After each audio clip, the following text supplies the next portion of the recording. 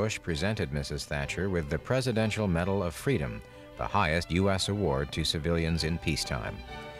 At 1:10 a.m. Eastern Time, which is 10:10 p.m. Pacific Time, it's a hearing on the Environmental Protection Agency's proposed budget for fiscal year 1992.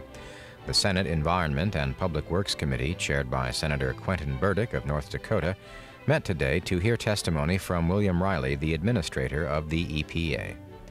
And we will re-air the hearing on campaign finance reform at 4:05 a.m. Eastern Time, 1:05 a.m. for our West Coast viewers. And that's a brief look at the C-SPAN schedule.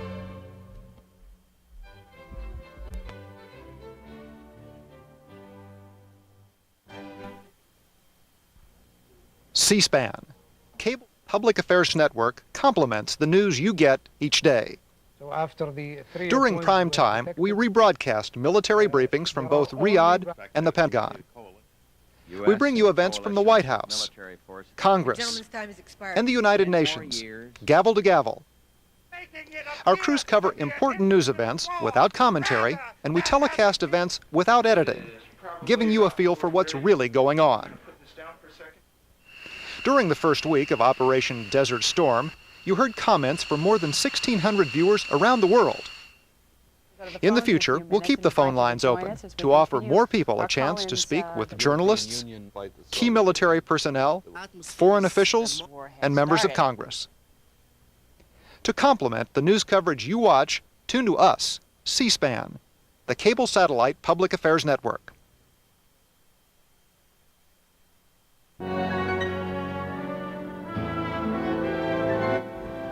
Coming up next, coverage of a hearing focusing on several campaign finance reform proposals now before the United States Senate. Senator Wendell Ford convened the Senate Rules and Administration Committee to hear from several senators who are sponsoring various campaign finance reform measures. Among those testifying at this hearing were the Senate Majority Leader George Mitchell and Senators David Boren, John Kerry, Bill Bradley, and others.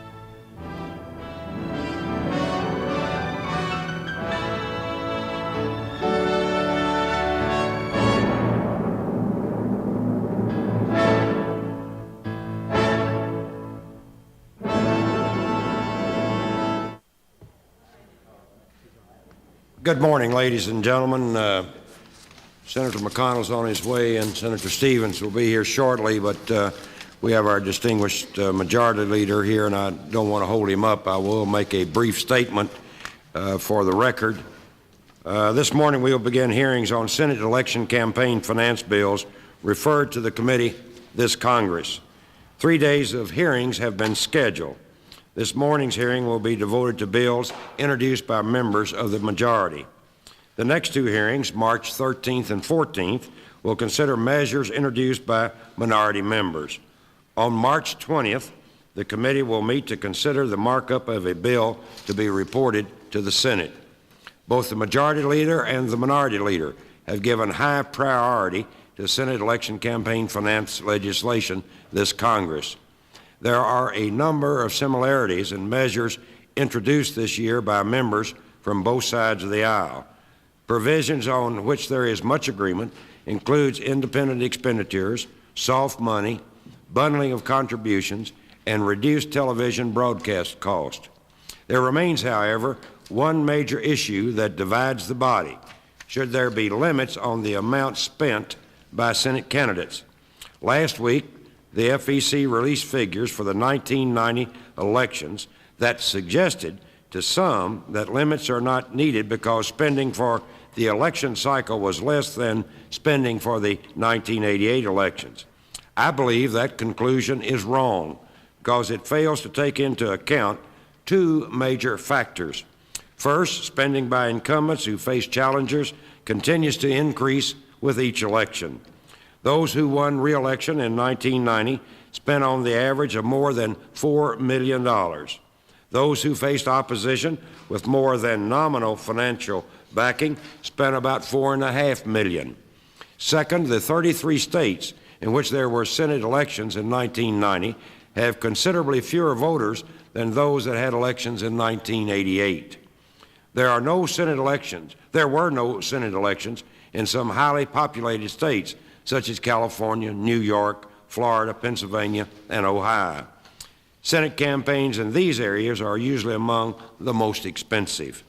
One way to take these facts into consideration when we review election spending data is to determine how much it costs per voting age population in each of these years. The cost per voting age population in the 1990 Senate election was $1.87, or 1/3 more than the $1.41 per voting age population spent in the 1988 races. When these facts are taken into consideration, we see that spending in Senate races have not been capped. It has not declined. It has, in fact, continued to rise with each election. This underscores my belief that there can be no real reform without meaningful spending limits. And the only way to do that under the guidelines established by the Supreme Court is by voluntary spending limits, such as those proposed in some of the bills before the committee this morning. Every issue is on the table, and every issue must be negotiated, with one exception, and that exception is spending limits. While the terms of limits must be negotiable, whether they be spending limits or not. This morning we will begin our consideration of the bills proposed so far this Congress. I hope that we'll be able to report a bill when we meet March 20th and move this subject to the floor for consideration by the entire Senate. We're very pleased to have the Senate Majority Leader here this morning. Senator Mitchell, you may proceed. Mr. Chairman, thank you very much, and thank you for holding this hearing today. This is, of course, not the first time that the committee has held hearings on campaign finance reform legislation. It is my hope that the successful conclusion of this issue this year will make future hearings unnecessary, at least for some time into the future. My remarks today will be brief. I have a more detailed statement which I will not read, but which I ask unanimous consent be placed in the record. Without objection, your total statement will be included in the record as if given. Right. Mr. Chairman, I simply want to express to you and to the committee today the very high priority I place on this legislation, and to explain why I believe passage of this legislation will restore fair competition to Senate elections. It is my intention to bring this bill to the floor soon after it is reported by the Rules Committee. This has been a high personal priority of mine since my first election to the Senate. Events since then have only reinforced my belief that we have to change the system by which we finance Senate elections. Our election finance system no longer has the confidence of the American people. They don't trust a process which requires elected officials to rely to such an extent on wealthy individuals and interest groups to finance election campaigns. They don't trust a process which gives incumbents such an overwhelming advantage over challengers. The loss of public trust in the election campaign process undermines public confidence in Congress as an institution and in the laws we pass. Anyone who loves this nation and believes in our democratic system, as I know we all do, should take those developments with great concern. I am determined to change the current system and to make those changes in ways that are fair to Democrats and Republicans, challengers, and incumbents. S3, the legislation we introduced on January 14th, deals fundamentally with the problems that confront us. It is a comprehensive effort to deal with the problem of excessive money in the political process. S3 prohibits soft money used for federal elections, eliminates political action committees, restricts bundling, and lowers campaign advertising costs. Most importantly, S3 includes what I believe to be the essential element of true election finance reform, campaign spending limits. Without spending limits, no legislation can claim to deal comprehensively with the election finance problem. This is, first and foremost, a question of incumbent advantage. One need only look at the most recent elections to see the overwhelming advantage that incumbents have over challengers under the current system. In the 28 races where an incumbent faced a challenger in the 1990 elections, challengers were outspent by incumbents in all but 2 races and by a total margin of almost 3-1. Since 1986, there have been 83 Senate elections between incumbents and challengers.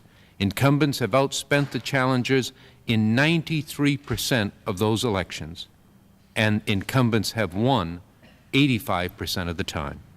For the most part, this legislation limits the spending of Senate incumbents, not Senate challengers, because it is only incumbents, by and large, who now spend more than the limits proposed in the legislation. There's no question, of course, that limits can theoretically protect incumbents if they're set so low as to prevent challengers from communicating to the public. But this legislation does just the opposite. It provides generous spending limits, which in the version introduced this year for the general election have been effectively increased another 25% above the level approved by the Senate last year. That is accomplished by a proposal in this year's legislation to reduce the cost of buying broadcast ads by 50% below the lowest unit rate level in last year's bill. The most important feature of this bill is to give challengers the means to mount effective campaigns. Broadcast costs are reduced significantly. This will make it much easier for challengers to get their message across to the voting public. We also propose funding for challengers to purchase broadcast time costing up to 50% of the general election limit. That guarantees challengers the ability to reach the voters through means of broadcast media.